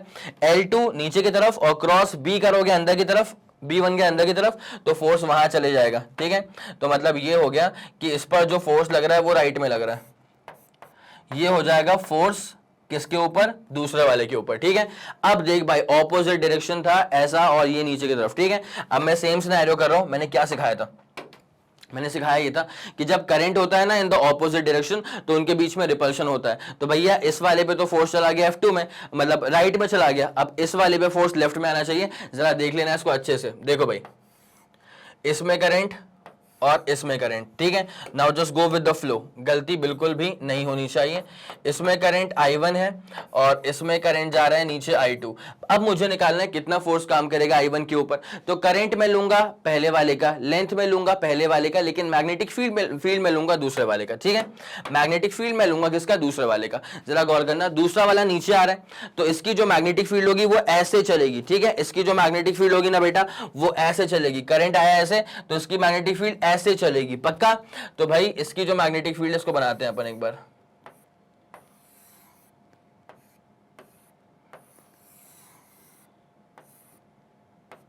ठीक है। अब ध्यान देना क्या होता है, इसकी फील्ड यहां पे ऐसे अंदर की तरफ जा रही है, यस सर जा रही है अंदर, तो मतलब यहां पे जो B2 है वो क्रॉस है, कोई दिक्कत नहीं है, B2 क्रॉस है, ठीक है। अब जब मुझे इसका फोर्स निकालना है तो फोर्स का फॉर्मूला क्या होता है, फोर्स का फॉर्मूला जब मुझे पहले वाले पे निकालना है तो करंट पहले वाले का, लेंथ पहले वाले का, मैग्नेटिक फील्ड दूसरे वाले की, ठीक है। L क्रॉस B करना पड़ेगा, तो L मतलब L1 मतलब I1 का डायरेक्शन क्रॉस B2 करूंगा मैं, क्योंकि B2 अंदर की तरफ जा रहा है, तो फोर्स यहां पे कहां आ जाएगा सर, लेफ्ट हैंड साइड में, चमका पक्का। तो ये आ जाएगा फोर्स लेफ्ट हैंड साइड में। भाई तुमने एक बात नोट करी क्या, यहां पे F2 जा रहा है राइट में और F1, अच्छा ये सीन जो है ना बेटा वो थोड़ा सा इसको कंप्राइज करना पड़ेगा पहले तो, 2 मिनट रुक जाओ, एक बार सीन को मैं तुम्हारे लिए कंप्राइज कर दूं, छोटा कर दूं सीन को एक बार,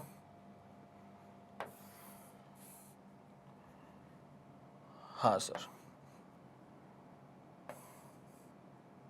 ठीक है, और इसको भी कर दूं छोटा एक बार ताकि तुम तरीके से नोट कर सको एक बार, ठीक है। यस सर ठीक है, इसको रखा यहां पे और इसको रखता हूं मैं ऊपर, 2 मिनट ध्यान देना बस। हाँ अब रहेगा सही, अब आसान रहेगा, अब सही रहेगा। ओके ठीक है, बड़ी मशक्कत के बाद अब तुम्हें एक बात समझ में आ गई होगी कि हाँ भाई, अदरवाइज क्या था ना कि खुला था कि सेम तरफ जा रहा है फोर्स, ठीक है। तो जब फोर्स निकाला दूसरे वाले पे राइट में जा रहा है, जब फोर्स निकाला पहले वाले पे तो लेफ्ट में आ रहा है। तो भैया यहाँ पे क्या देखने को मिल रहा है, रिपल्शन देखने को मिल रहा है। तो जो अपने पास ये दूसरा वाला पॉइंट था इसको अपन ने सुप्रीमली क्लियर कर दिया है, ठीक है। ये जो अपने पास में दूसरा वाला पॉइंट था इसको अपन ने कर दिया है सुप्रीमली क्लियर, और ये सब चीजें आपके पास यहाँ पे नोट करवाने के लिए रख दी है, ठीक है, कोई दिक्कत नहीं है। तो लाइक अगर सेम डायरेक्शन में करंट जाएगा तो दे विल शो अट्रैक्शन, अगर करंट का डायरेक्शन ऑपोजिट होगा तो उन वायर्स के बीच में होगा रिपल्शन। इतनी आरामदायक बात है, बताओ समझ में आ गई, पक्का? चले फिर बढ़िया, एक तरफा शानदार, ये वाला फंडा दिमाग में पूरा सुप्रीम तरह से क्लियर हो चुका है, यस सर क्लियर हो चुका है, ठीक है।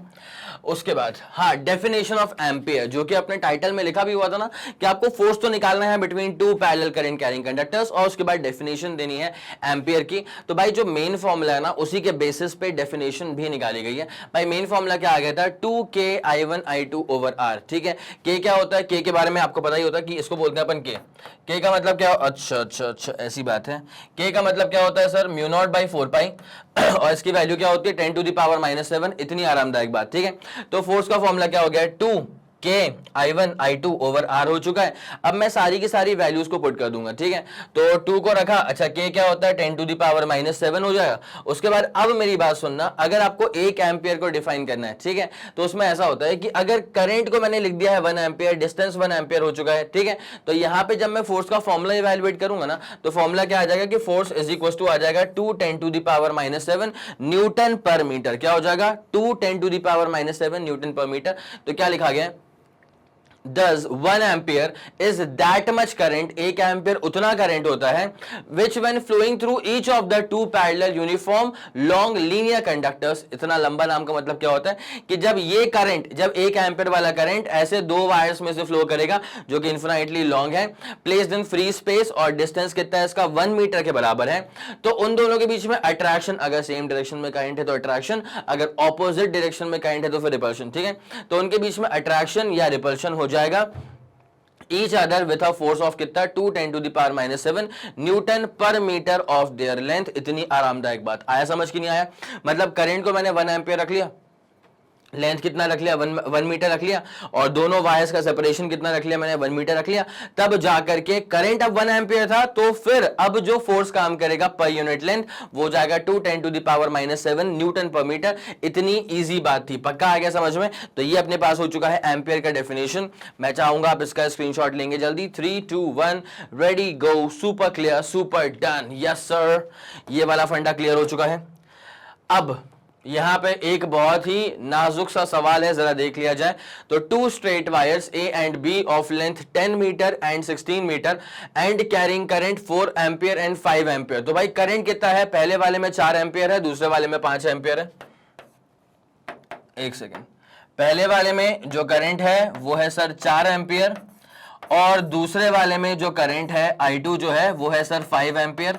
तो पहले वाले में 4 एम्पियर है, दूसरे वाले में 5 एम्पियर है, respectively in the opposite direction. भाई पहली बात तो क्लियर कर लो कि अगर दोनों ही वायर्स में करंट है ऑपोजिट डायरेक्शन में तो वहां पे होने वाला है रिपल्शन, ठीक है।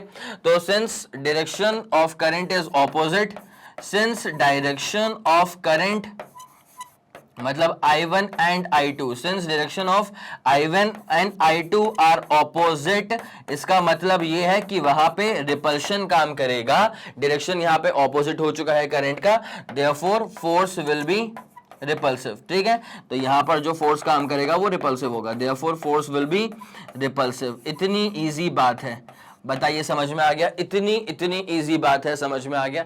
यस सर, ठीक है। अच्छा, लाई पैरेलल टू ईच अदर, और सेपरेशन डिस्टेंस कितना है इसका 4 सेंटीमीटर, ठीक है। इन दोनों का जो सेपरेशन डिस्टेंस है वो कितना है 4 सेंटीमीटर। तो R is equal to 4 centimetre, centi मतलब 10⁻⁻2 मीटर।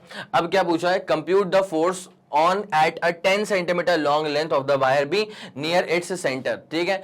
तो मतलब B के, अच्छा B के बीच में निकालना है, और कितने लेंथ पे निकालना है, लेंथ है इसका 10 सेंटीमीटर, 10 सेंटीमीटर के लेंथ पे निकालना है, ठीक है। कोई दिक्कत वाली बात नहीं, सर अभी निकाल देंगे। तो फोर्स पर यूनिट लेंथ क्या होता है, पहले अपन निकाल देंगे फोर्स पर यूनिट लेंथ, उसके बाद उसको फिर अपन 10 सेंटीमीटर से मल्टीप्लाई कर देंगे, ठीक है। तो फोर्स पर यूनिट लेंथ जब निकालना है तो फॉर्मूला क्या है, 2K×I1I2 ओवर R, ठीक है। This is basically the force per unit length, this is basically the force per unit length, ठीक है। तो जरा फॉर्मूला पुट करते हैं। तो 2K क्या है, 10 की पावर -7, तो 2K×I1I2, I1 कितना है 4, I2 कितना है 5, 4 × 5 करेंगे 20, तो 2K×I1I2 अपॉन नीचे क्या हो जाएगा सर, R हो जाएगा। भाई what is the separation distance, तो सेपरेशन डिस्टेंस है इसका कितना 4 सेंटीमीटर, तो 4 × 10⁻²। तो ये तुम्हारे पास है फोर्स पर यूनिट लेंथ। निकाल लूं मैं इसको, एक बार सॉल्व आउट कर लूं तो कितना हो जाएगा मेरे पास, ये 220 से करूंगा तो 40 अपॉन 4 करूंगा तो 10 हो जाएगा। उसके बाद 10 की पावर, ये वाला चमका 2 को 20 से मल्टीप्लाई करा 40 अपॉन 4 करूंगा तो बचेगा 10, ठीक है। अब जरा गौर करना क्या होगा यहाँ पे, 10 की पावर -7 प्लस 2 करेंगे 10 की पावर -5, तो ये 10 की पावर -4 न्यूटन पर मीटर आएगा बेटा, ठीक है। ये क्या आएगा, 10 की पावर -4 न्यूटन पर मीटर। अब उसके बाद तुम्हें निकालना है फोर्स ऑन 10 सेंटीमीटर, ठीक है। ये तुम्हारे पास आ गया था फोर्स पर यूनिट लेंथ, अब तुमको निकालना है फोर्स ऑन 10 सेंटीमीटर लेंथ। तो भाई तो तुम खुद ही कर दोगे, ये तो तुम खुद ही कर दोगे। जरा एक बार जल्दी से इसको सॉल्व करके मेरे को इसका कंप्लीट आंसर देना कि ये तो तुमने निकाला था कि कितना फोर्स काम करेगा पर यूनिट लेंथ, अब तुमको निकालना है 10 सेंटीमीटर पे कितना फोर्स काम करेगा। निकाल लिया क्या, पक्का? कमेंट सेक्शन में अपने असली नाम के साथ में आंसर मुझे कोट करते हुए चलना, ठीक है। असली नाम के साथ में आंसर मुझे कोट करते हुए चलना। Yes sir. देखिए अब अपन निकालने वाले हैं force on 10 centimetre length. This was basically force per unit length, this was basically force per unit length. अब निकालने वाले हैं फोर्स ऑन 10 सेंटीमीटर लेंथ।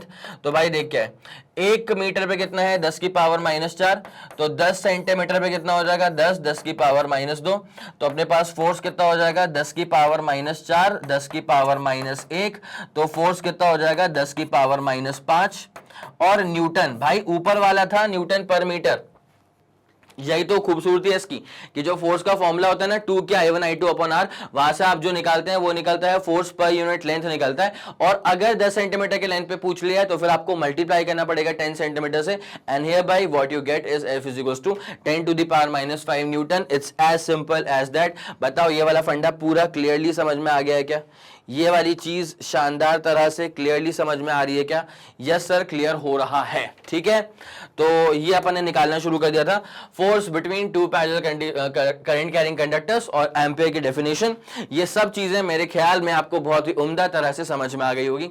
अगर आपको लगा कि हाँ सर पूरा क्रिस्टल क्लियर हो गया कॉन्सेप्ट, अब कोई डाउट नहीं बचा, हर एक चीज दिमाग में सही से सेट हो गई है, तो मतलब इस वीडियो ने आपकी हेल्प करी है। और अगर इस वीडियो ने आपकी हेल्प करी है तो आप इस वीडियो पे प्यार बरसाएं, इस वीडियो को लाइक कर दें, और सबसे इंपॉर्टेंट बात, इस वीडियो को शेयर कर दो अपने सारे मित्र मंडल में। सबको बता दो कि मैग्नेट ब्रेन्स के चैनल पे प्लेलिस्ट में फिजिक्स में क्या क्या शानदार चीजें ऐड हो चुकी हैं और क्या जबरदस्त चीजें आपको और भी जल्द से जल्द मिलने वाली हैं, ठीक है। Just keep yourself updated in the playlist, ठीक है।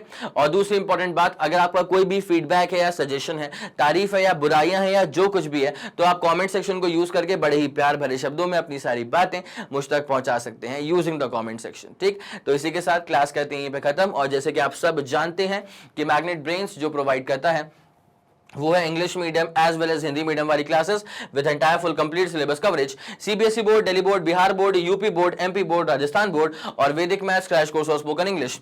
इसके अलावा अगर आपको कोई भी इंफॉर्मेशन चाहिए तो आप मैग्नेट ब्रेन्स के ऑफिशियल वेबसाइट पर विजिट कर सकते हैं। Thank you so much.